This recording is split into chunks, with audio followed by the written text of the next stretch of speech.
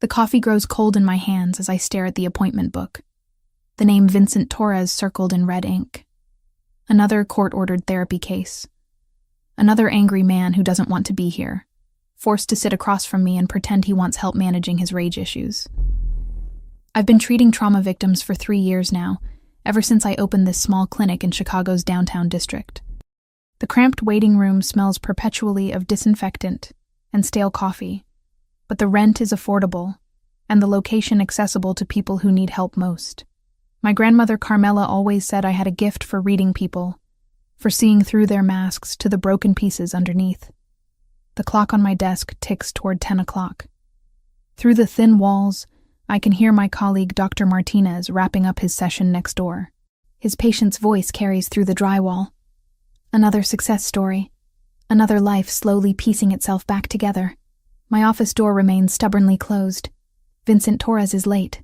I flip through his file again, though there's precious little information. Age 32. Assault charges dropped in exchange for mandatory anger management therapy. No previous psychological treatment. No emergency contacts listed. His lawyer had been evasive when scheduling, mentioning only that his client preferred discretion and would pay in cash. Red flags everywhere, but I've learned not to judge my patients before meeting them. Some of the most dangerous-looking men have turned out to be gentle souls pushed too far, while others who appear harmless hide darkness that takes months to uncover. A sharp knock interrupts my thoughts. Not the hesitant tap of someone nervous about therapy, but the confident rap of someone accustomed to having doors opened for them. "Come in," I call, straightening my shoulders and arranging my features into professional calm. The man who enters fills the doorway completely. Tall, easily 6'3", with the kind of presence that makes the small office feel suddenly cramped. Dark hair impeccably styled, expensive charcoal suit that probably costs more than I make in a month. But it's his eyes that catch me. Pale blue-gray, like winter ice, scanning my office with calculated assessment. He moves with predatory grace, each step deliberate and controlled. The scent of cedar and something darker, more dangerous, follows him into the room. His gaze sweeps over my diplomas on the wall, the worn furniture, the wilted plant by the window, cataloging everything with the thoroughness of someone accustomed to evaluating threats. "Dr. Morgan, I presume." His voice carries a slight accent I can't quite place, smooth as aged whiskey with an underlying edge that makes my pulse quicken involuntarily. "Mr. Torres." I gesture to the chair across from my desk. "Please, have a seat." He doesn't sit immediately. Instead, he continues his visual inventory of my space, and I find myself fighting the urge to fidget under his scrutiny. There's something magnetic about his presence.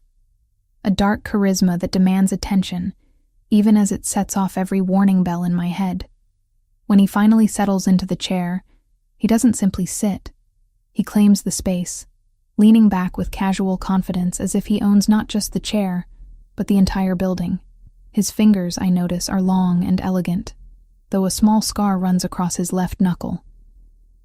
Another across his jaw, barely visible but there nonetheless. "So," he says, those pale eyes fixing on mine with unsettling intensity, "how exactly does this work? Do you expect me to lie on a couch and tell you about my mother?" There's mockery in his tone, but I've heard it before. Defense mechanisms come in many forms, and condescension is one of the most common. "We can start however you're comfortable," I reply, keeping my voice level. "Why don't you tell me why you're here?" A smile plays at the corner of his mouth, not reaching his eyes. "I think you already know that, doctor. Court order, anger management, 20 sessions to prove I'm not a danger to society. Are you? A danger to society?" He tilts his head, studying me with renewed interest. That's a rather direct question for someone who's supposed to be helping me. I find honesty saves time. Honesty. He repeats the word like it tastes foreign on his tongue. An interesting concept. "Do you practice what you preach, Doctor Morgan?" The question feels loaded, though I'm not sure why. "What makes you think I don't?" Instead of answering, he shifts in his chair, and I catch a glimpse of something beneath his jacket. The subtle bulge that suggests he's armed. My mouth goes dry, but I force myself to maintain eye contact. "Tell me about the incident that brought you here," I say. consulting his file, though I've already memorized the sparse details. Which incident would that be? The assault charge. His laugh is low, dangerous. A misunderstanding. Someone forgot their manners. I reminded them. With your fists? Sometimes words aren't enough. The casual way he says it sends a chill down my spine. This man is used to violence, comfortable with it in a way that speaks to experience rather than random outbursts. Do you often solve problems with physical force, Mr. Torres? I solve problems however they need to be solved. We stare at each other across my desk, and I'm acutely aware of how alone we are in this building. My next appointment isn't for 2 hours. Dr. Martinez left 20 minutes ago. The receptionist stepped out for lunch. But I've faced dangerous men before. Abusers, stalkers, men whose rage simmered just beneath polite facades. The key is never showing fear, never letting them sense weakness. That must be exhausting, I observe, always being ready for a fight. Something flickers in his expression, surprise perhaps, that I'm not cowering or trying to placate him. You're not what I expected, he admits. What did you expect? Someone older, more intimidated. Sorry to disappoint. That almost smile returns. I didn't say I was disappointed. The way he says it makes heat crawl up my neck, though I can't tell if it's from anxiety or something else entirely. There's something predatory in how he watches me, but also something appreciative, as if I've passed some test I didn't know I was taking. The session continues for another 30 minutes. He deflects most of my questions with questions of his own, turning our conversation into a verbal chess match where I'm constantly 2 moves behind. He's intelligent. I'll give him that. Dangerously so. When our time is up, he stands with fluid grace, straightening his jacket with movements that seem practiced. As he reaches for the door handle, he pauses, patting his pockets as if searching for something. Damn, he mutters, pulling out a crisp $100 bill. It flutters to the floor between us, landing at my feet. I stare at the money, then at him. He's watching me with those pale eyes, waiting, testing. I bend down and pick up the bill, feeling the expensive paper between my fingers. For a moment, the office is completely silent except for the hum of the air conditioning and the distant sound of traffic outside. Then I tear it in half. His eyebrows shoot up, genuine shock replacing his calculated composure. I tear it again, and again, until the $100 bill becomes confetti in my palm. Mr. Torres, I say, my voice steady despite my racing heart. If you want to test people's character with money, I recommend trying a casino. They love that sort of game. This is a psychology office, not a social laboratory. You pay for my consultation with a credit card or check, like any civilized person. I'll see you next Thursday at 10. I drop the paper pieces into my wastebasket and meet his stare directly. For the first time since he walked into my office, Vincent Torres is speechless. His mouth opens slightly, then closes. Those calculating eyes search my face as if trying to solve an impossible equation. Finally, he nods once. Next Thursday at 10. The door closes behind him with a soft click, and I sink back into my chair, only then realizing my hands are shaking. Through my window, I watch him walk to a sleek black sedan, where a large man in a dark suit holds the passenger door open. The car pulls away with expensive silence. I've just made either the biggest mistake of my professional career, or possibly my life. But as I stare at the scattered pieces of money in my trash can, I can't bring myself to regret it. The flowers arrive on Tuesday morning, 3 days after our first session. 24 white orchids arranged in a crystal vase that probably costs more than my monthly student loan payment. The delivery man apologizes for the early hour, but I suspect Vincent Torres doesn't care about conventional etiquette. There's no card, but I know who sent them. The extravagant gesture screams of a man accustomed to buying his way out of problems, or into people's good graces. I carry the arrangement to the waiting room and set it on the side table where other patients can enjoy it. By afternoon, Mrs. Chen from my 3 o'clock appointment is asking if she can take a few stems home. I tell her to take as many as she wants. Wednesday brings chocolates. Thursday, an envelope containing tickets to the symphony. Each gift more expensive than the last, each one finding its way to other patients or the donation bin at the local shelter. If Vincent thinks he can charm or buy his way through therapy, He's about to learn otherwise. Friday morning, I discover a woman in an expensive pantsuit waiting in my office when I arrive. She introduces herself as Rebecca Walsh, Vincent's assistant, and explains that he'd like to schedule additional sessions beyond his court-mandated requirements. Mr. Torres is very committed to his personal growth, she says with the practiced smile of someone paid well to manage difficult people. How committed? I ask, settling behind my desk. He's prepared to pay double your usual rate for twice-weekly sessions. I study her carefully.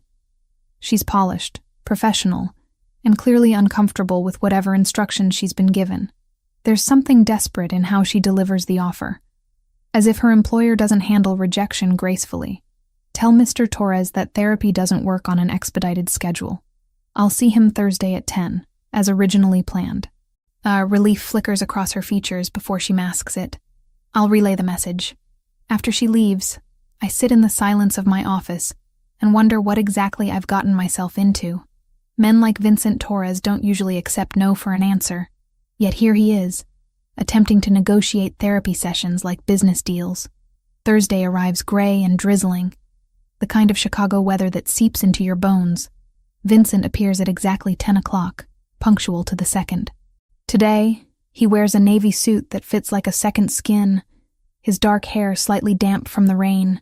The scent of his cologne, something expensive with notes of bergamot and danger, follows him into the room. Good morning, Dr. Morgan. He settles into the same chair as before, but his posture is different. Less territorial, more curious. Good morning. Thank you for the flowers, chocolates, and symphony tickets. They found good homes. A smile tugs at his lips. You gave them away. I don't accept gifts from patients. Even beautiful ones? The question hangs in the air between us, loaded with meaning I'm not sure I want to examine. He's watching me with those pale eyes, and I'm suddenly aware of how the gray light from the window catches the sharp angles of his face. Especially beautiful ones, I reply, keeping my voice steady. He laughs, a genuine sound that transforms his entire expression. For a moment, the dangerous edge softens, revealing glimpses of the man beneath the intimidation. You're full of surprises, Isabella Morgan. The way he says my first name sends heat spiraling through my chest. I hadn't given him permission to use it, hadn't told him to call me anything other than Dr. Morgan. Yet hearing it in his deep voice feels oddly intimate. Let's focus on you, Mr. Torres. How was your week? Enlightening. He crosses one ankle over the opposite knee, the movement casual but somehow predatory. I spent considerable time thinking about our last conversation. What specifically? Your reaction to my test. You mean when you tried to bribe me? When I tried to understand what kind of woman I'm dealing with. The admission is more honest than I expected.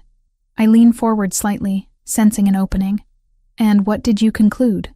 That you're either very brave or very foolish. Which do you think it is? His gaze sharpens, studying me with renewed intensity. I'm still deciding. We fall into a rhythm over the next 40 minutes. He tells me stories, supposedly hypothetical scenarios about business deals gone wrong, partnerships that ended badly, competitors who pushed too far. Each story is laced with violence, testing my reactions, probing for the limits of my professional composure.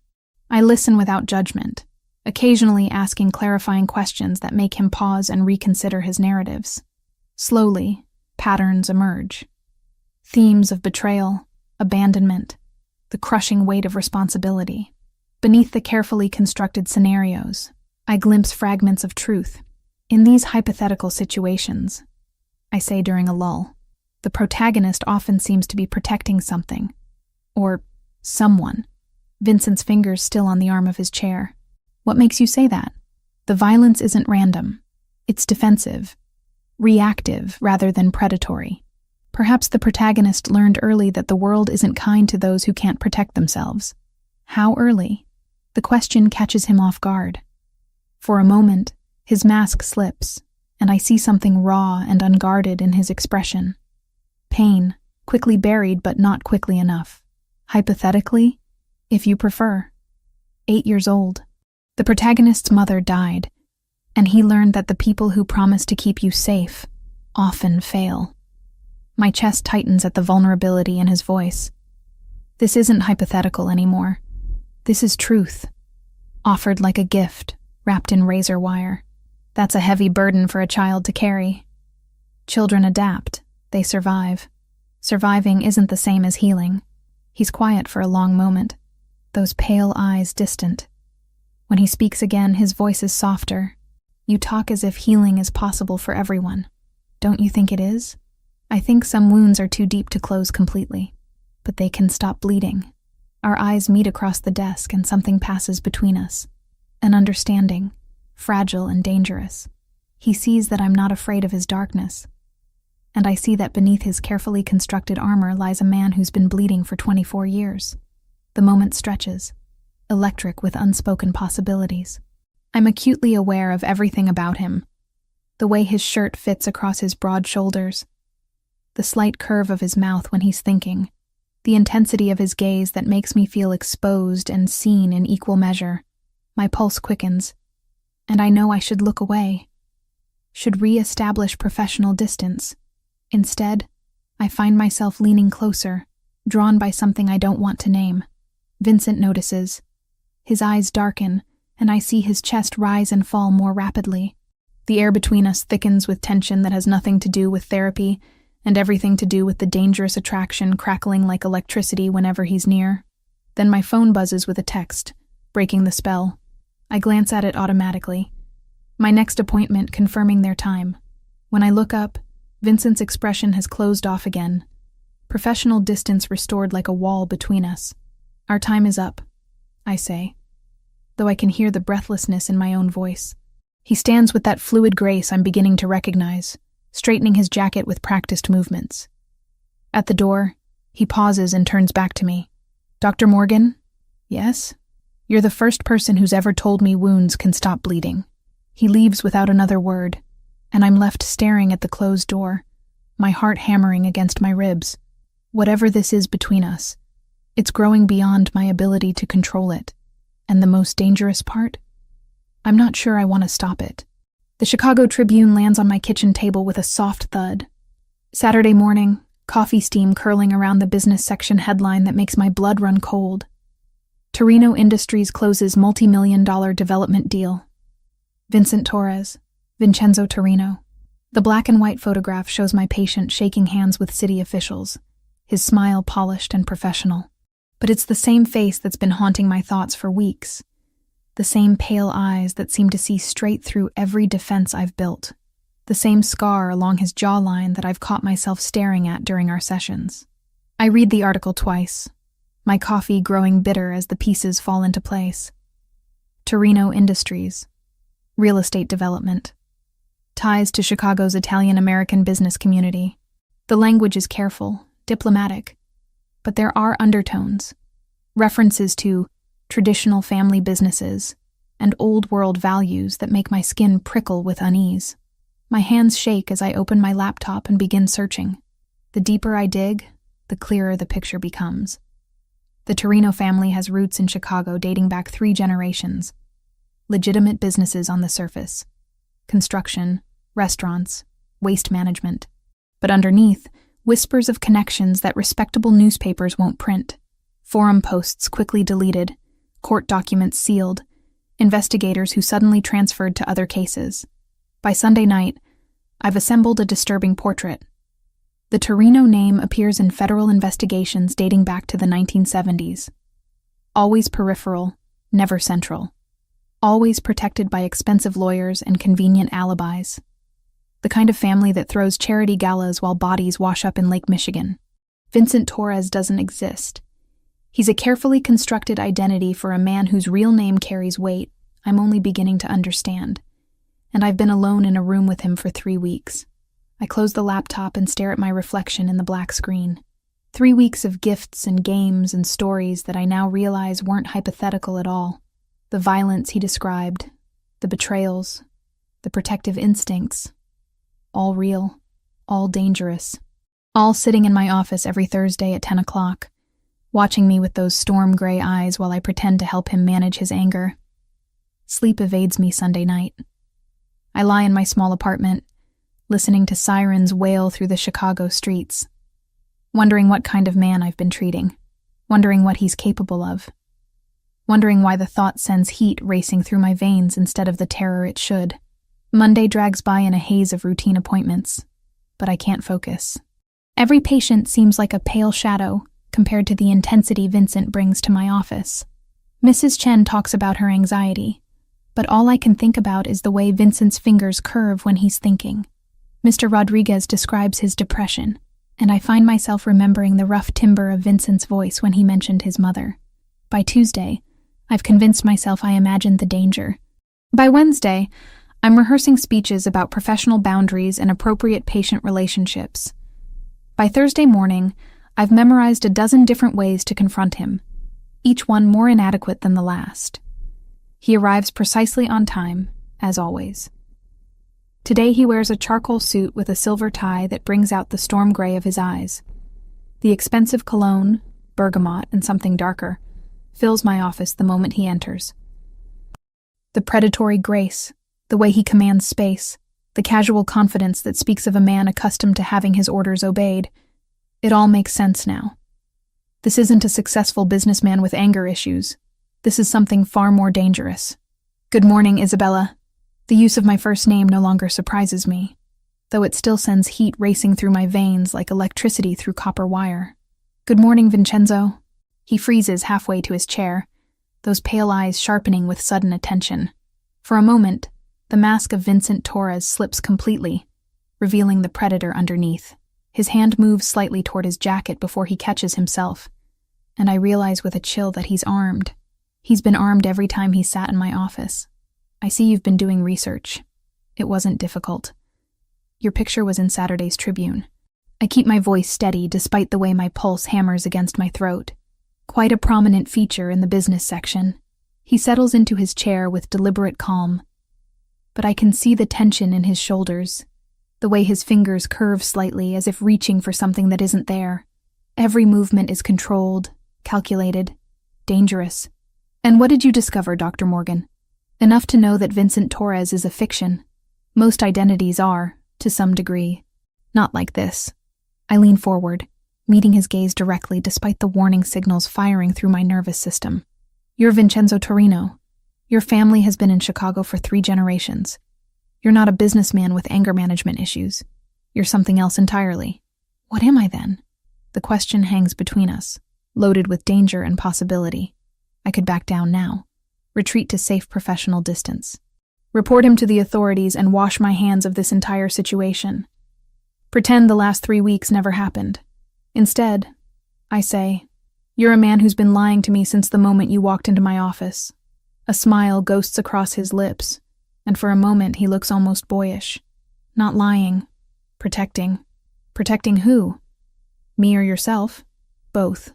The honesty in his voice catches me off guard. I expected denials, threats, the kind of intimidation tactics I imagine men in his position employ. Instead, he's watching me with something that looks almost like vulnerability, as if my reaction matters more than it should. You could have disappeared. I point out. Changed your name again? Found another therapist? Paid off the court system to forget about your anger management requirements? Why didn't you? Because you tore up $100 bill and told me to behave like a civilized person. He leans forward, and I catch a hint of that dangerous cologne mixing with something uniquely him. Do you have any idea how refreshing that was? Refreshing? Most people either want something from me or they're terrified of me. You treated me like any other patient having a bad day. You are having a bad day. A very long, 24-year bad day. The observation hits its mark. Something flickers in his expression. Surprise, recognition, and something deeper that makes my chest tighten with an emotion I don't want to examine too closely. You still don't understand what you're dealing with, he says softly. Then explain it to me. I can't. Can't or won't. Both. He runs a hand through his dark hair, the perfect styling becoming slightly mussed. The gesture makes him look younger, more human. There are things about my world that once you know them, there's no going back to ignorance.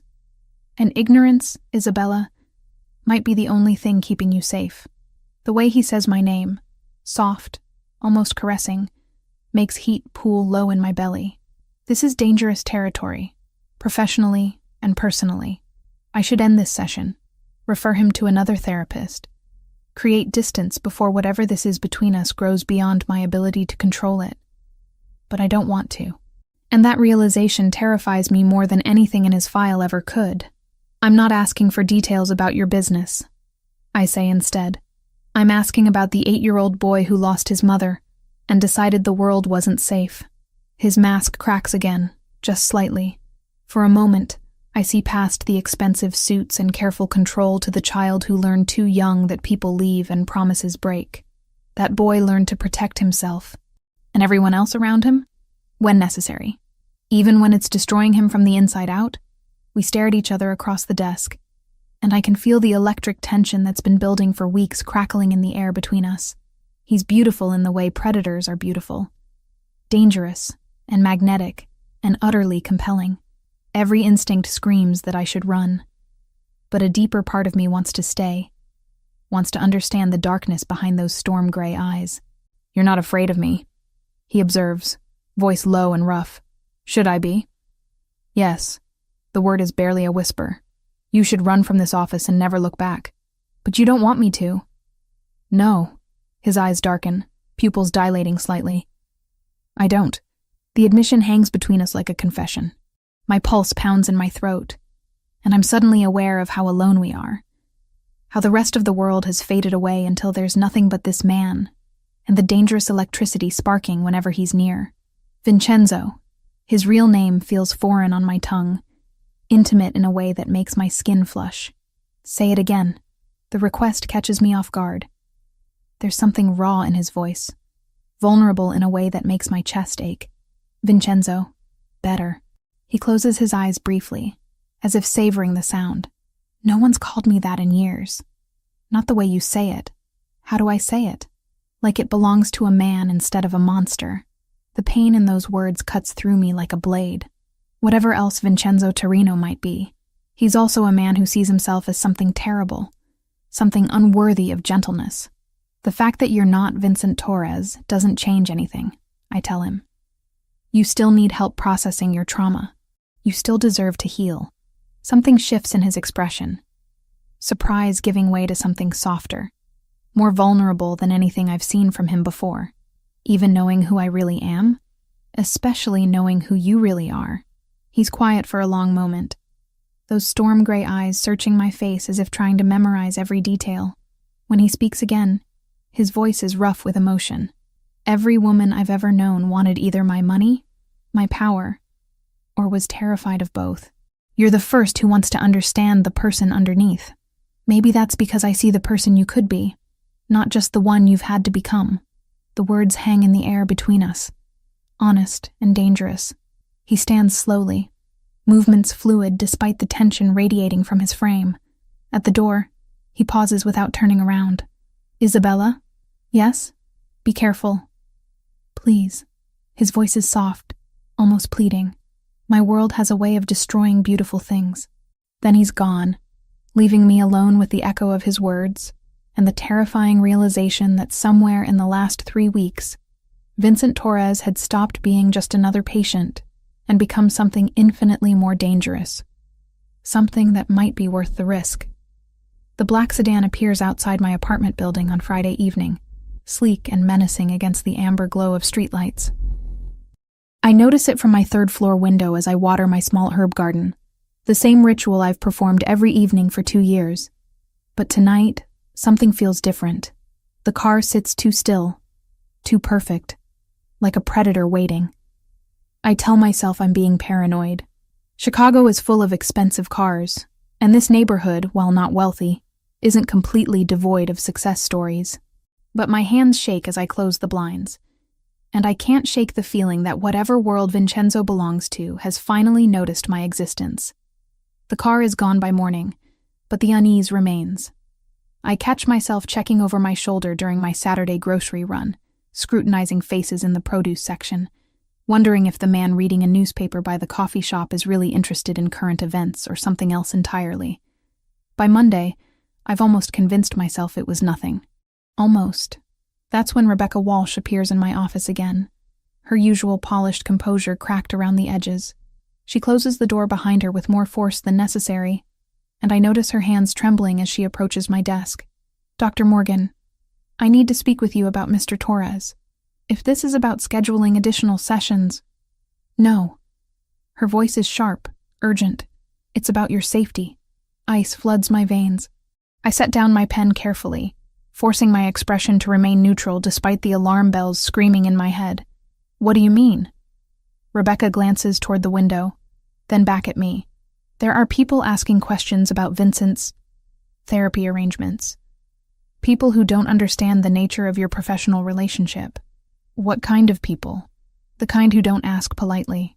She leans forward, lowering her voice. Vincent wanted me to warn you. He's handling the situation, but until it's resolved, you need to be careful. Careful how? Stay aware of your surroundings. Don't deviate from your normal routines without letting someone know where you're going. And if you see anything unusual, cars, people who don't belong, call this number immediately. She slides a business card across my desk. It's plain white with only a phone number, no name or company information. Rebecca, what exactly is Vincent involved in? Her laugh is bitter. Nothing you want to understand, Dr. Morgan. Just trust me when I say that some people see his weekly appointments as a weakness to be exploited. After she leaves, I sit in the silence of my office, turning the card over in my hands. The rational part of my mind screams that I should report this to the police, should distance myself from whatever dangerous game Vincenzo is playing. But a deeper part, the part that's been captivated by storm gray eyes and vulnerable confessions, whispers that running now would be abandoning someone who needs help. Someone who might need me. Tuesday passes without incident, but I find myself hypervigilant, cataloging every face, every car, every shadow that seems out of place. When Vincenzo arrives for our Thursday session, he looks different. The expensive suit is the same, the controlled movements unchanged, but there's tension in his shoulders that wasn't there before. Dark circles under his eyes suggest sleepless nights, and I notice his hand resting casually near his jacket in a way that seems anything but casual. You spoke with Rebecca, he says without preamble, settling into his chair with predatory grace. She was concerned about my safety. She was right to be. The admission sends fear racing through my bloodstream, but also something else. Something that feels dangerously like anticipation. Tell me what's happening, Vincenzo. He studies me for a long moment, those pale eyes searching my face. There's a family in this city who believes I've grown soft. They think my weekly visits to a therapist indicate weakness, vulnerability they can exploit. The Benedetti family? His eyebrows rise slightly. You have been doing research. I'm a fast learner. What do they want? Territory. Influence. The usual things men kill for. His voice is casual, matter of fact, as if discussing the weather rather than murder. They've decided that my apparent psychological dependence on you makes me an easier target. Psychological dependence? Something flickers in his expression. Their words, not mine. Are they wrong? The question hangs between us, loaded with implications neither of us is ready to acknowledge. His fingers drum against the chair arm, the only sign of agitation he allows himself. That's a dangerous question, Isabella. Why? Because if the answer is yes, it puts you in more danger than you can possibly imagine. Before I can respond, my office window explodes inward in a shower of glass and splintered wood. I throw myself sideways as gunfire erupts from the street below, automatic weapons turning my peaceful therapy space into a war zone. Vincenzo moves with inhuman speed, launching himself across the desk to cover my body with his own, as bullets tear through the air where I'd been sitting moments before. His weight presses me against the floor, solid and warm and alive, while chaos reigns around us. Stay down, he growls against my ear, his breath hot against my neck. I feel, rather than see him reach inside his jacket, the metallic slide of a weapon being drawn. In the span of heartbeats, the man I've been trying to heal transforms into something lethal and terrifying. How many? I whisper, though I'm not sure why. 6. Maybe 7. His voice is calm, professional, as if he's conducting a business meeting rather than planning a counterattack. They're amateurs. Benedetti's nephew thinks quantity compensates for quality. More gunfire peppers the wall above us, sending plaster raining down like snow. Through the shattered window, I can hear shouting, car doors slamming, the squeal of tires on asphalt. Isabella, listen to me carefully. Vincenzo's free hand cups my face, forcing me to meet his eyes. When I move, you're going to crawl behind my desk and stay there until I come back for you. Do you understand? Where are you going? To remind these idiots why people fear the Torino name. The smile that crosses his face is nothing like the careful expressions I've grown accustomed to in our sessions. This is something feral and dangerous, the predator finally unleashed. He rises in one fluid motion, and suddenly my quiet therapy office becomes a battlefield. I catch glimpses of him moving through the chaos, rolling behind my bookshelf as bullets shred the leather volumes, returning fire with precision that speaks to extensive training, advancing on his attackers with the focused intensity of a man born to violence. The sounds are deafening. Gunfire, breaking glass, shouts in languages I don't recognize. But underneath it all, I hear Vincenzo's voice, cold and controlled, speaking rapid Italian into what must be a phone. Within minutes, the tide turns. The random spray of automatic weapons gives way to disciplined, targeted shots. Through the destroyed window, I see black sedans arriving like sharks drawn to blood, disgorging men in dark suits who move with military precision. The amateur gunfire stops abruptly, replaced by screaming, begging, the wet sounds of violence that make my stomach churn. Then silence. Vincenzo appears beside my desk, kneeling down to meet my eyes. There's blood on his shirt. Not his own, I realize with a mixture of relief and horror. And his hair is disheveled, but he's very much alive. Are you hurt? His hands move over me with gentle efficiency, checking for injuries. I shake my head, not trusting my voice. The adrenaline is beginning to fade, leaving me shaky and disoriented. Good. He helps me to my feet, steadying me when my legs threaten to give out. We need to leave. Now. The police won't be coming. This will be handled internally. The casual certainty in his voice reminds me exactly who I'm dealing with. This isn't a man who relies on law enforcement for protection. This is someone who makes his own rules, enforces his own justice. As he guides me toward the door, I catch sight of the destruction. My office is barely recognizable. Furniture overturned, books scattered, my diplomas hanging askew on bullet-riddled walls. The small space where I've helped so many people heal has become a monument to violence. I'm sorry, Vincenzo says quietly, following my gaze.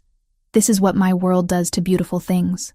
But as we step into the hallway, his arm protective around my shoulders, I realize something that should terrify me, but doesn't. In the midst of chaos and gunfire, when men with automatic weapons were trying to kill us both, I felt safer in Vincenzo Torino's arms than I'd ever felt in my life. And that realization changes everything. The safe house sits in Lincoln Park, hidden behind tall hedges and wrought iron gates that look decorative but clearly serve a more serious purpose. Vincenzo's men move through the shadows like phantoms, their presence both reassuring and terrifying. I've been here for 3 days now. 3 days of trying to process what happened in my office while living in a world where armed guards are as common as housekeeping staff. The house itself is beautiful in an understated way.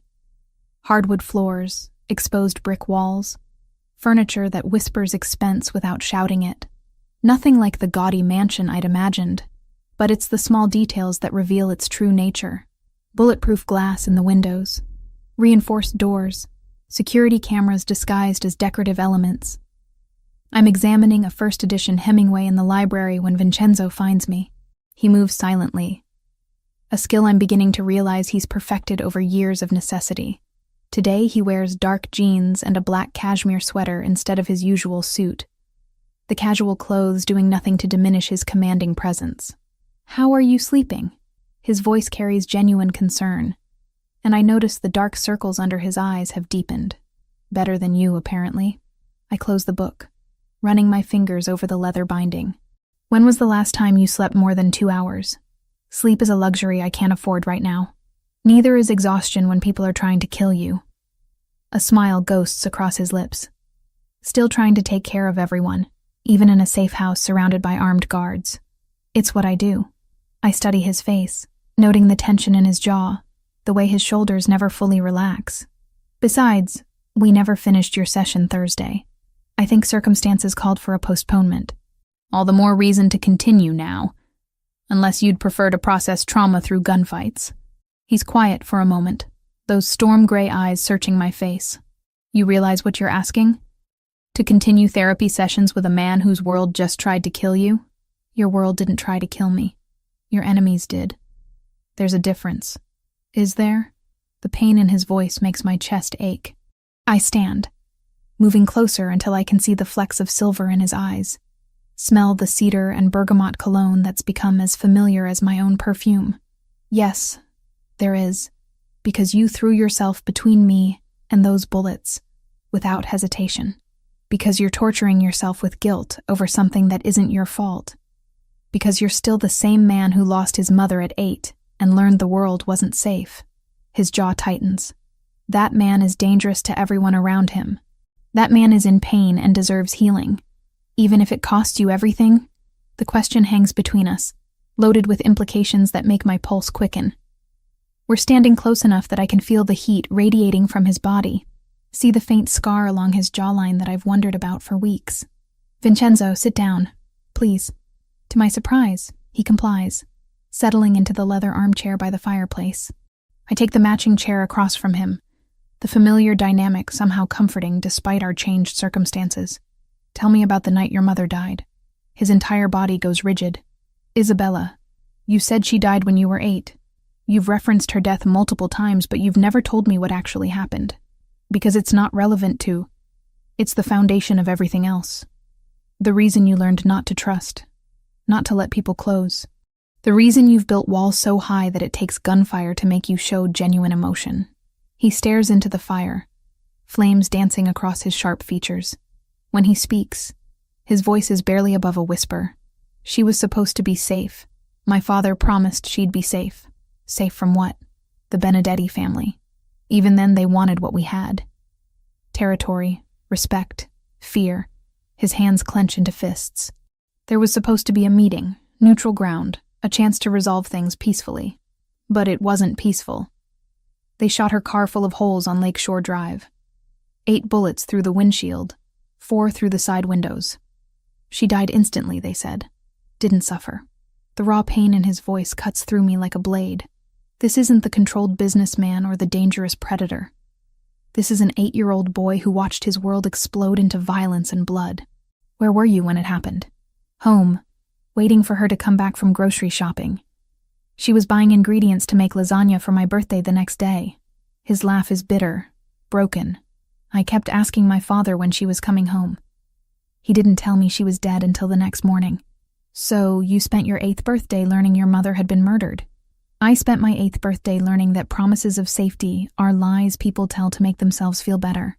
I lean forward, aching to touch him, to offer some kind of comfort. Is that why you couldn't save the men who attacked my office? His eyes snap to mine, sharp and dangerous. Those men tried to kill you.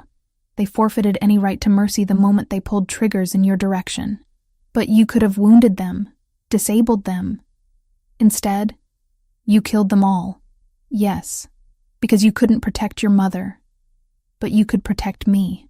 The words hit their mark. Something crumbles in his expression, the careful control finally cracking to reveal the devastation underneath. I was 8 years old and helpless, he whispers. I couldn't save her.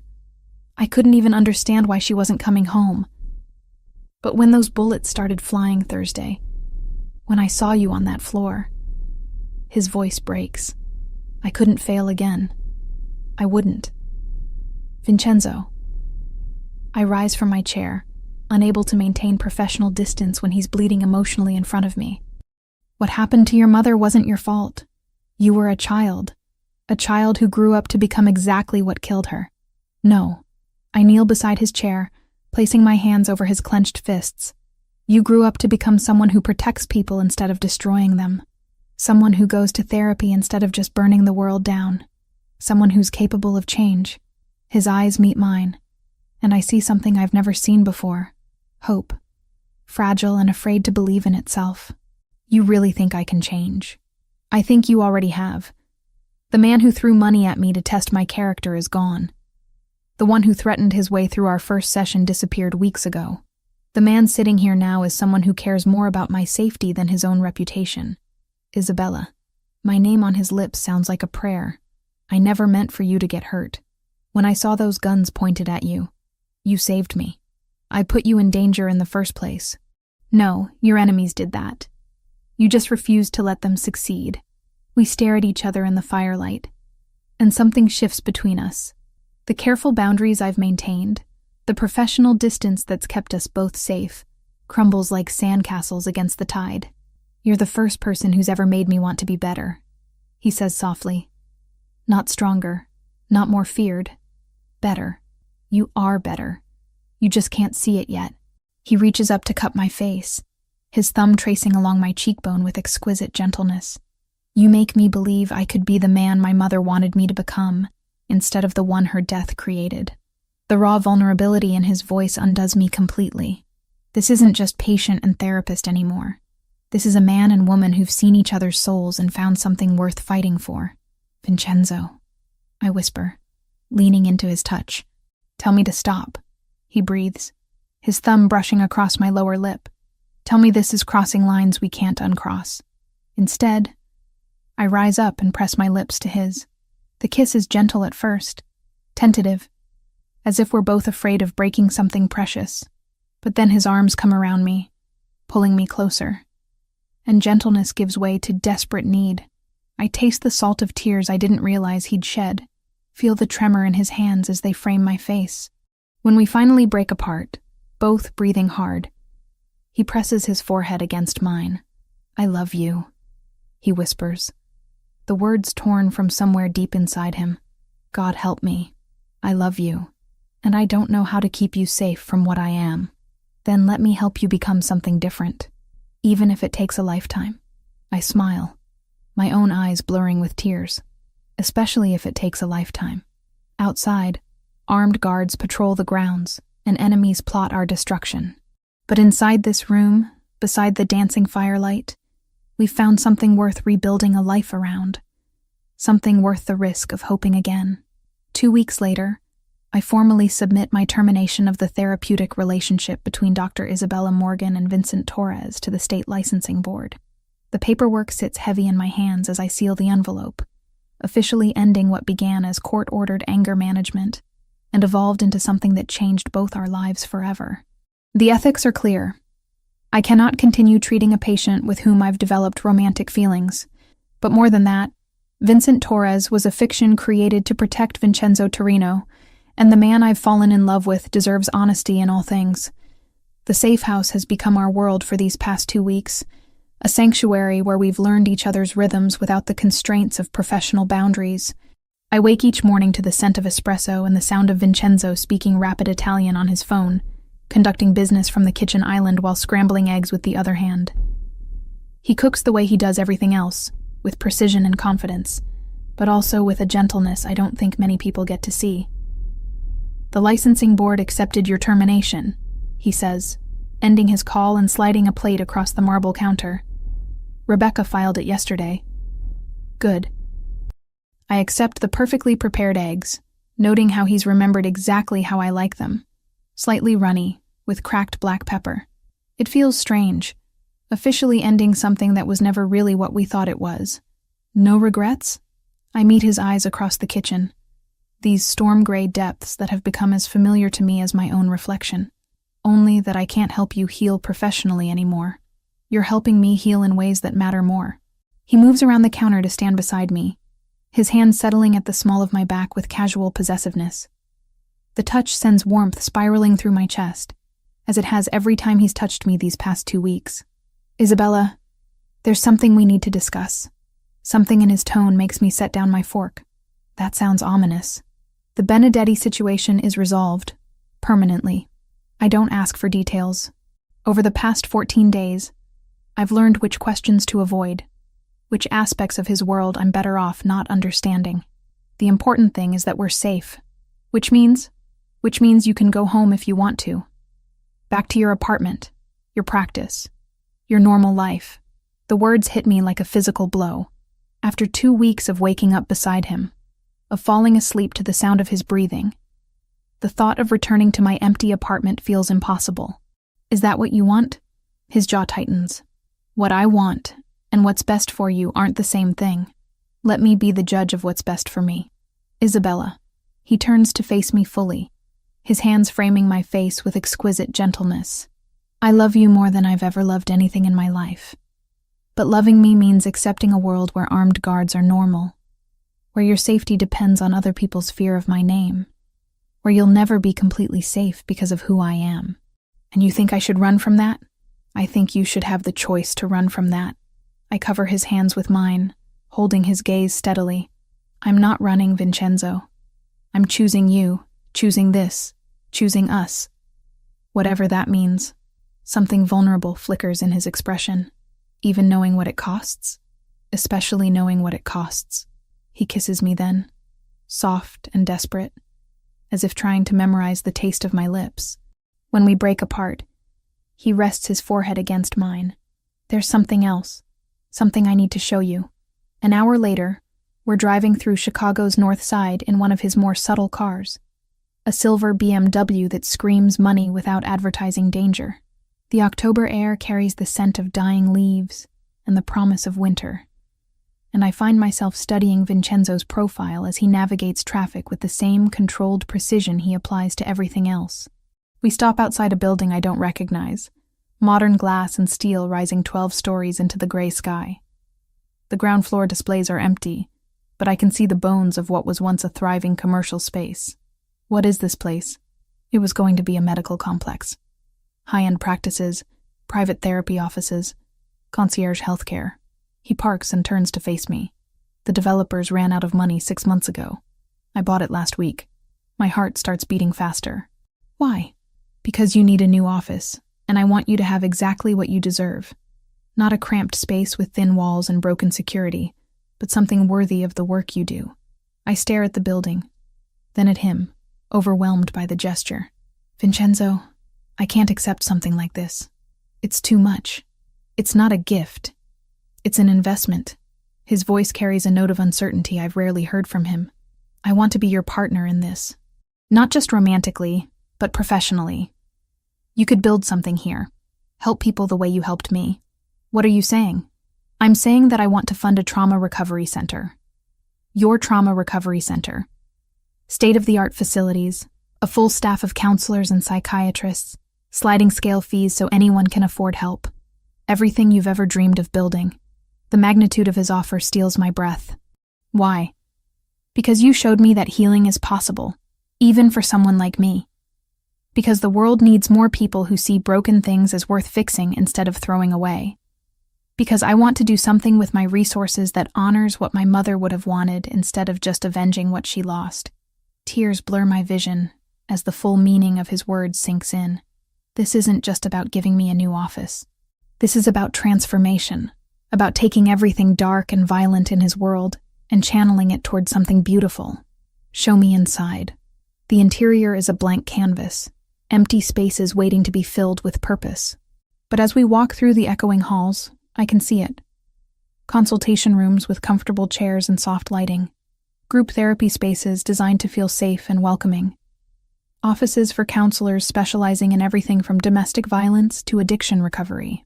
The top 3 floors would be residential, Vincenzo explains, his voice echoing in the empty space.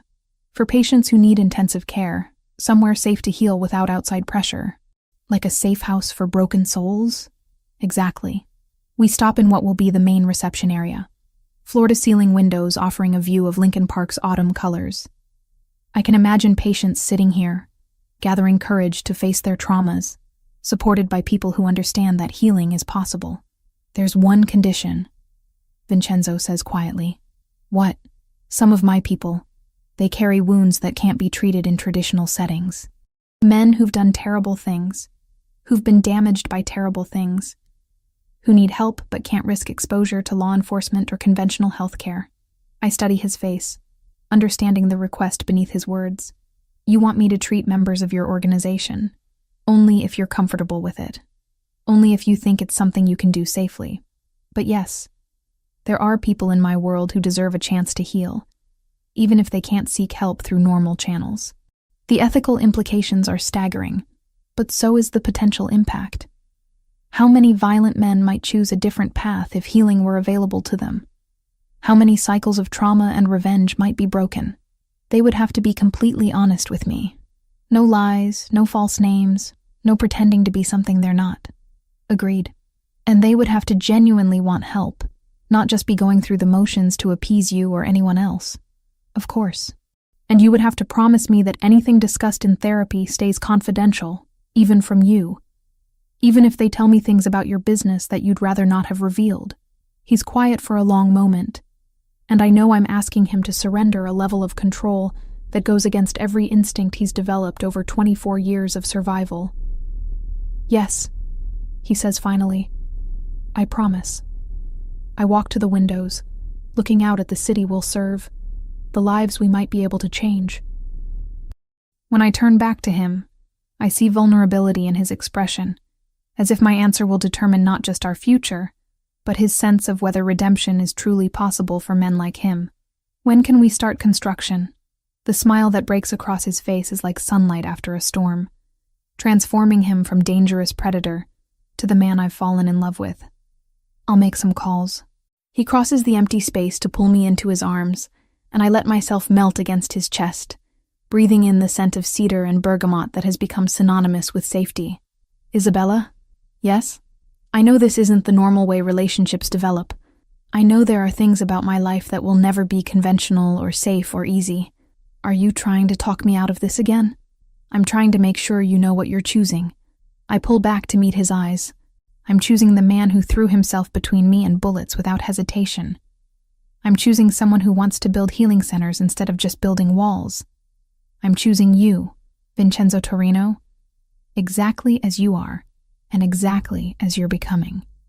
He kisses me then, deep and claiming, a promise sealed with touch and breath, and the absolute certainty that whatever comes next, we'll face it together. Outside, Chicago hums with its usual chaos, traffic and sirens and the million small dramas of urban life. But inside this empty building, surrounded by possibilities and plans, we've found something precious enough to build a future around. I wake to darkness and the acrid smell of chloroform, clinging to my sinuses. My head throbs with each heartbeat, and when I try to move, zip ties bite into my wrists. The surface beneath me rocks gently. A boat, I realize with growing terror. Through the small porthole beside me, I can see the lights of Chicago's skyline glittering in the distance. Memory returns in fragments. The parking garage beneath our new building. The excitement of showing Vincenzo the architectural plans. The shadow that moved behind a concrete pillar just as something pressed against my face, chemical sweet and suffocating. I've been here before, in a way. Not physically, but psychologically. Every trauma victim I've ever treated has described this moment, the sudden understanding that control has been stripped away, that survival depends on intelligence rather than strength. Ah, the famous Dr. Morgan awakens. The voice carries a slight accent, different from Vincenzo's smooth Italian inflections. Russian, maybe, or Eastern European. I turn toward the sound and see a man silhouetted against the cabin lights, tall, lean, with silver-streaked hair and cold eyes that reflect the artificial illumination like a predator's.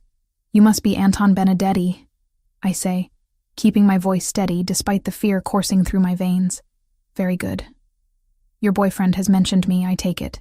Former patient, I correct automatically, then immediately regret the distinction. Showing weakness to men like this is tantamount to suicide. He laughs, the sound carrying no warmth. Ah, yes, the therapeutic relationship. How clinical of you. Tell me, doctor, did your Hippocratic oath cover falling in love with murderers? Did yours cover kidnapping psychologists? The backhanded slap comes fast, snapping my head to the side and filling my mouth with the taste of copper. Stars explode across my vision, but I force myself not to cry out. Men like Benedetti feed on fear and pain. Denying them that satisfaction is the only power I have left. You have spirit. I can see why Torino is obsessed. Benedetti settles into a chair across from me, studying my face with clinical detachment. He's destroyed 3 generations of my family's work because of you. Do you understand that? I understand that he defended himself when your people tried to kill him. Self-defense. Benedetti tastes the words like wine. Is that what he calls systematically dismantling my organization? Turning my own men against me? Offering them better terms to switch sides? This is news to me. In our 2 months together, Vincenzo has been careful not to discuss business operations in detail, protecting me from knowledge that could endanger us both. But it makes sense. He's too intelligent to rely purely on violence when strategy would be more effective. What do you want from me? I want to watch Vincenzo Torino break. Benedetti's smile is razor sharp. He spent 20 years building walls around his heart, convincing himself that caring about nothing makes him invincible. Then you walked into his life and undid decades of careful emotional architecture in a matter of weeks. So this is about revenge. This is about balance. He took my son, my nephews, my legacy. Now I take the one thing he values more than power. The casual way he discusses murder makes my skin crawl, but I force myself to think like a therapist. What drives a man like Benedetti? What psychological levers might I be able to manipulate? You're afraid, I observe. His eyes sharpen dangerously. Excuse me? This elaborate kidnapping, the psychological torture, it's not about revenge. It's about fear. Vincenzo outmaneuvered you, and now you're terrified that everyone will see you as weak. Another slap, harder this time. Blood trickles from my split lip, but I continue. You could have just killed me, put a bullet in my head, and dumped my body where he'd find it. But you didn't. Because that wouldn't prove your superiority. You need him to suffer publicly, to beg, to show weakness. Because if he doesn't break, then everyone will know that you've already lost.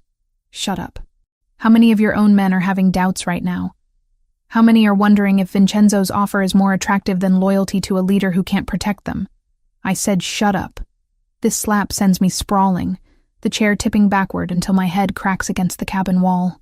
Pain explodes through my skull, but through it I hear something that makes my blood run cold, the sound of phones buzzing simultaneously throughout the boat. Benedetti's expression changes from rage to confusion, to fear in the space of heartbeats. He snatches his phone, and I watch his face drain of color as he reads whatever message has appeared. Boss, one of his men calls from the upper deck. We've got problems. Through the porthole, I can see lights moving on the water. Boats approaching from multiple directions, their searchlights cutting through the darkness like swords. The cavalry has arrived, but I know better than to feel relieved. When men like Vincenzo come for what's theirs, the resulting violence leaves no room for mercy. Benedetti grabs my arm, hauling me upright with brutal efficiency. Move. He drags me up the stairs to the main deck, where his men stand at the railings with automatic weapons. But there's uncertainty in their postures, doubt in their eyes. These are soldiers facing an enemy they're no longer sure they can defeat. How many boats? Benedetti demands. 8, maybe 10. They're surrounding us. And the shoreline? Blocked. Torino's people are everywhere. A spotlight suddenly blazes from the largest approaching vessel, illuminating our deck in harsh white light.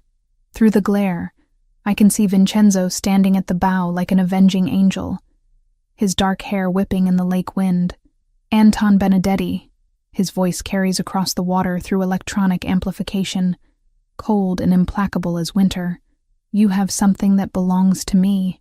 She belongs to herself, Benedetti shouts back, but I can hear the desperation beneath his bravado. Isabella. Vincenzo's voice softens slightly when he says my name. Are you hurt? I want to answer, but Benedetti presses a gun to my temple, the metal cold against my skin. One word, and your brains decorate the deck, but I don't need to speak. The blood on my face tells Vincenzo everything he needs to know. Even from this distance, I can see his expression change. The controlled mask finally slipping to reveal something primitive and murderous. You shouldn't have touched her face, Anton. The quiet menace in those words makes several of Benedetti's men exchange glances. This is what I've been trying to explain. They're not just facing Vincenzo's anger, they're facing the wrath of a man who has nothing left to lose. Here's what's going to happen. Vincenzo continues, his voice carrying easily across the water. You're going to release Isabella, unharmed. In return, I'll allow you to live. You're in no position to make demands, Torino. I have your woman, and my men have enough firepower to turn your boats into driftwood. Look behind you, Anton. The command is delivered with such quiet certainty that Benedetti can't help but turn.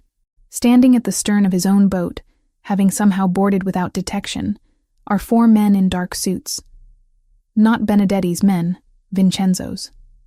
They move with the fluid precision of professional soldiers, and suddenly Benedetti's crew find themselves outnumbered on their own vessel. How? Benedetti whispers. You recruited from the bottom of the barrel, one of Vincenzo's men says conversationally. Half your crew were already on my payroll. The betrayal hits Benedetti like a physical blow.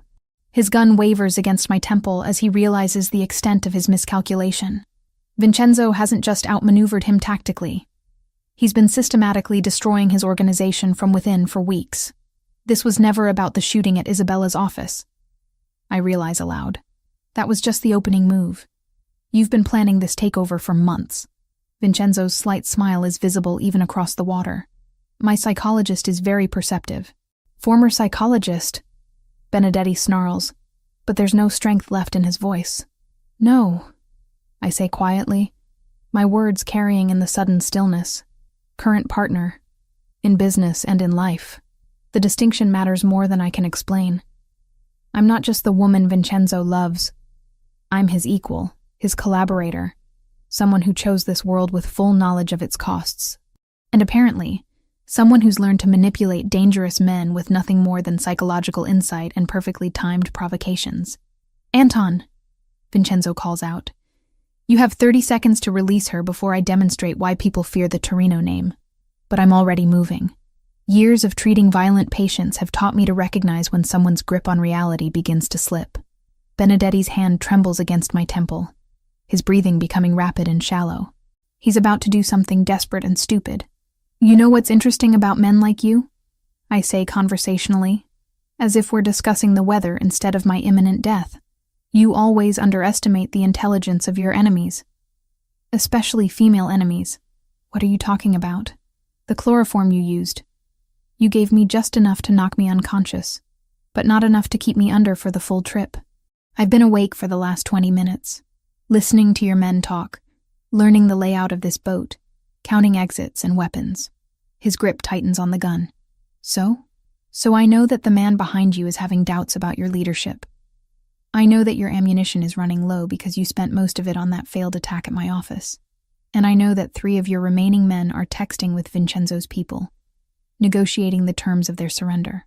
The last part is a guess, but Benedetti's expression tells me I've hit the mark. Paranoia wars with rage in his eyes as he glances around at his own men, no longer sure who he can trust. You're lying. Am I? Check your phone, Anton. See how many of your loyal soldiers have been feeding information to Vincenzo for weeks. He makes the mistake of looking away for a split second, reaching for his phone with his free hand. It's all the opening I need. I drive my elbow backward into his solar plexus, while simultaneously dropping to my knees, breaking his grip on both me and the weapon. The gun skitters across the deck as Benedetti doubles over, gasping for air. By the time he recovers, Vincenzo's men have secured the entire vessel, and the man I love is striding across the deck toward me with murder in his storm-gray eyes. Isabella. He kneels beside me, his hands gentle as they check for injuries. Are you hurt? Nothing that won't heal, I manage, though my head still throbs and my wrists are raw from the zip ties. He cuts through my restraints with a knife that appears from somewhere inside his jacket, then helps me to my feet. Only then does he turn his attention to Benedetti, who's been forced to his knees by 2 armed guards. 24 years, Vincenzo says quietly. 24 years I've been waiting for this moment. For revenge? I ask. For justice. The distinction matters to him, I realize. This isn't just about satisfying bloodlust. It's about closing a circle that began with an 8-year-old boy watching his world explode into violence. But as I watch him approach the man who killed his mother, who tried to kill me, who represents everything dark and broken in both our pasts, I understand something crucial. The man I fell in love with doesn't need to become a monster to protect what he loves. He's already evolved beyond that. He's learned that sometimes the greatest victory isn't in destroying your enemies, but in proving that you've become someone better than they could ever be. 1 year later, I stand before the full-length mirror in St. Alphonsus Cathedral's bridal suite, adjusting the delicate lace of my grandmother Carmela's wedding dress. The ivory silk fits perfectly after months of careful alterations, and the antique pearl necklace Vincenzo gave me catches the afternoon sunlight streaming through Gothic stained glass windows. "You look absolutely radiant," Rebecca says from behind me, her reflection appearing beside mine in the ornate mirror. She's been invaluable this past year, helping coordinate not just our wedding, but the complex logistics of launching the Torino Center for Trauma Recovery. Today, she serves as my matron of honor, though I suspect her real role is ensuring everything runs with the precision Vincenzo demands in all aspects of his life. I look nervous. I counter, though I can't stop the smile spreading across my face. Terrified, actually. Of marrying him or of the wedding itself? Neither. I'm terrified of how happy I am. The admission hangs in the air between us. After everything we've survived, the kidnapping, the systematic dismantling of the Benedetti organization, the months of building something beautiful from ashes of violence, happiness still feels fragile, too precious to trust completely. Through the tall windows, I can see guests arriving at the cathedral. The guest list reads like a who's who of Chicago society, mixed with faces that would make federal prosecutors take notice. Legitimate businessmen sit beside men whose fortunes were built in shadows, united by their respect for the man I'm about to marry. The Torino Center opened 6 months ago, housed in the same building where Vincenzo first showed me his vision for our future. The results have exceeded even my most optimistic projections. We've treated over 200 patients, from war veterans struggling with PTSD, to domestic violence survivors, to members of various organizations who needed healing, but couldn't seek it through traditional channels. The confidentiality we maintain is absolute, the security impenetrable, and the success rate remarkable. Vincenzo kept his promise about letting me treat his people without interference. In fact, he's become one of my greatest success stories. Though I can no longer be his therapist, we work together now as partners in every sense, him providing resources and protection, while I provide expertise and compassion. A soft knock interrupts my thoughts. My heart skips, hoping it's Vincenzo, despite the superstition about seeing the bride before the ceremony. Instead, Thomas Walsh, Rebecca's husband and one of Vincenzo's most trusted advisors, appears in the doorway. "The groom is getting impatient," he reports with a genuine smile. "He's threatened to drag you to the altar himself if you're not ready in 10 minutes. Tell him I'm worth waiting for." I think he already knows that. The organ music begins, the processional that will carry me toward my future. Dr. Martinez, my former colleague and mentor, waits to walk me down the aisle. When my father refused to attend, claiming he couldn't support his daughter marrying a criminal, Dr. Schiappo, Martinez stepped in without hesitation. "Isabella," he says, his eyes bright with unshed tears as the massive doors swing open.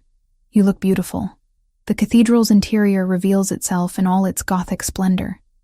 Every pew is filled, hundreds of faces turning toward us with smiles and tears, and the kind of joy that accompanies witnessing true love triumph over impossible odds. But I only have eyes for the man standing at the altar.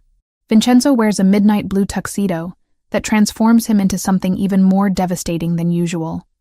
His dark hair is perfectly styled, his posture commanding even in this moment of vulnerability. When our eyes meet across the length of the cathedral, his carefully controlled mask finally slips completely, revealing wonder and love and gratitude so profound it takes my breath away. The walk down the aisle feels both eternal and instant. Every step carries me away from the woman I was, toward the woman I'm becoming.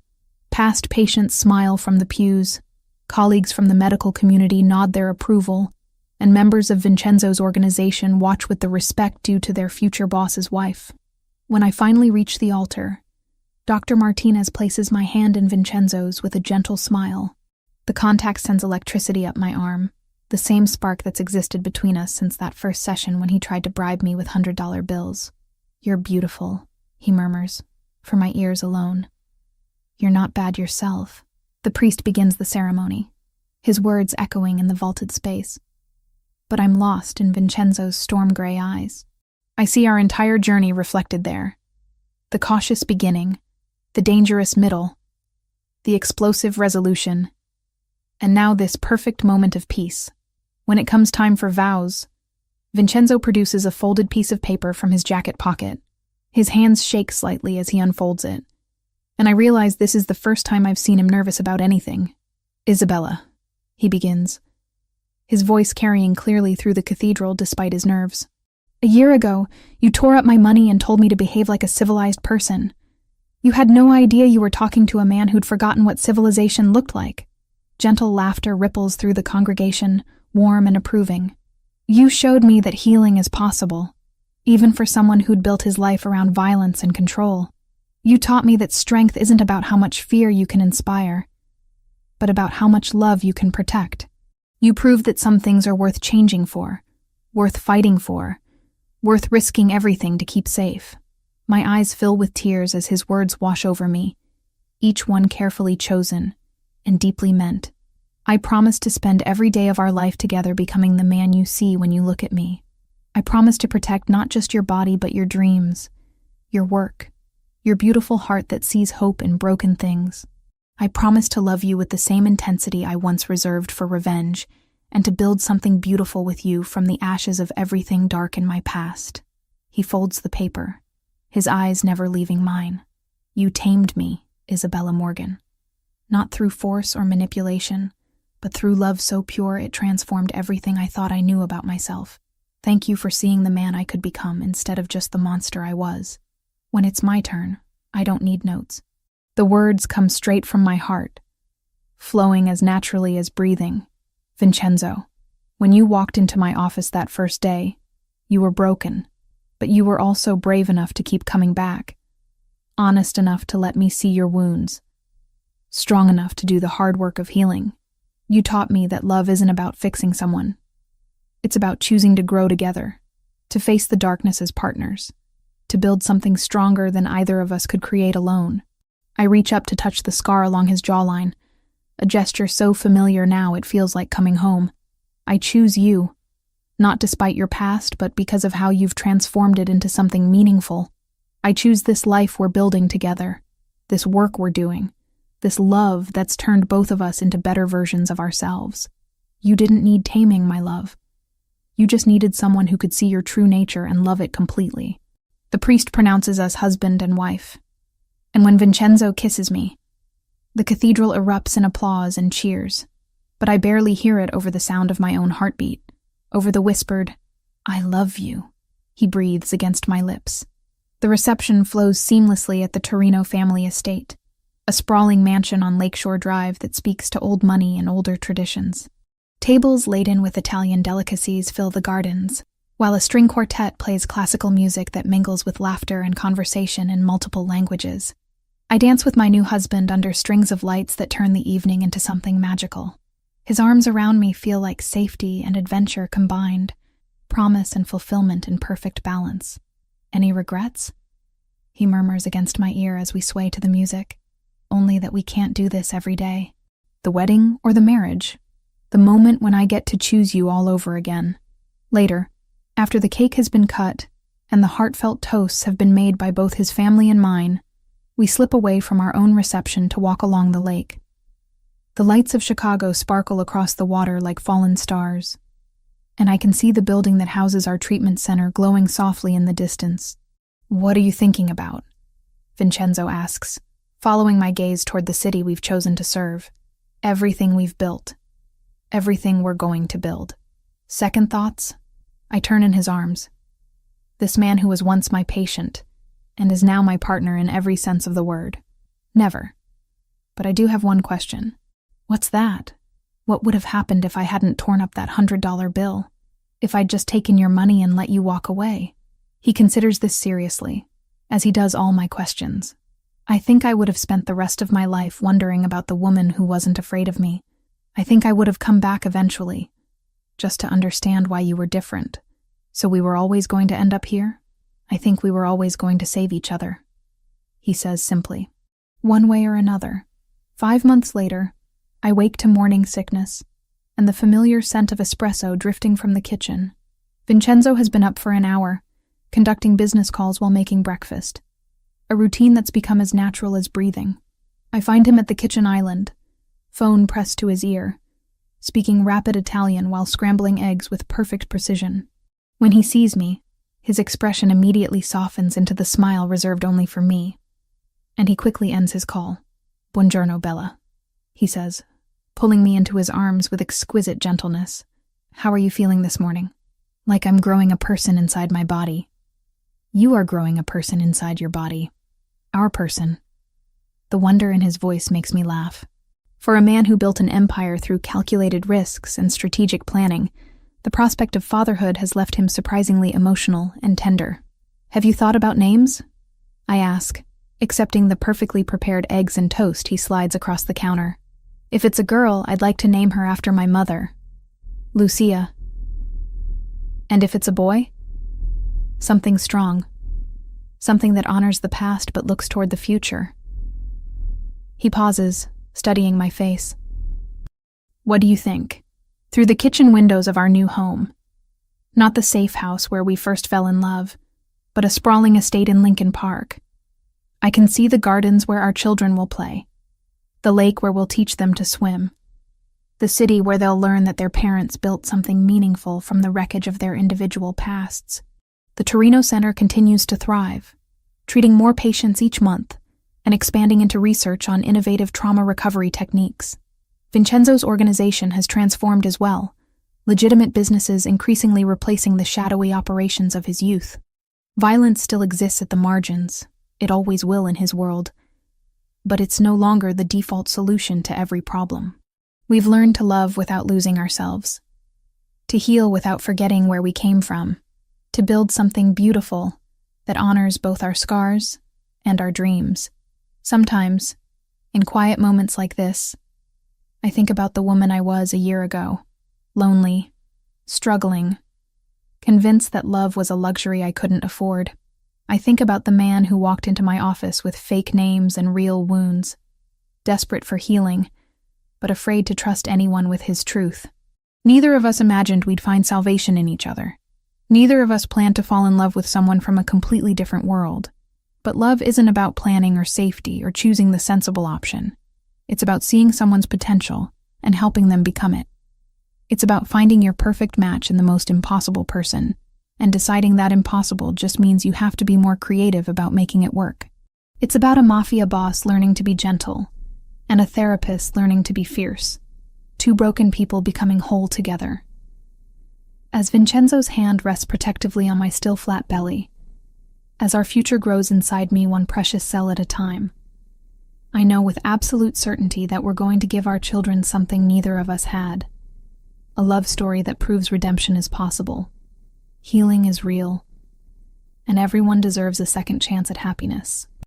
Even, especially, the ones who don't believe they deserve it. The man who once tested my character with $100 bills now creates healing centers and builds legitimate businesses. The woman who tore up his money because she saw his potential now carries his child and shares his name and his mission to transform lives through love and understanding. We tamed each other through love so pure it transformed everything we thought we knew about ourselves and about what was possible when two souls choose to heal together.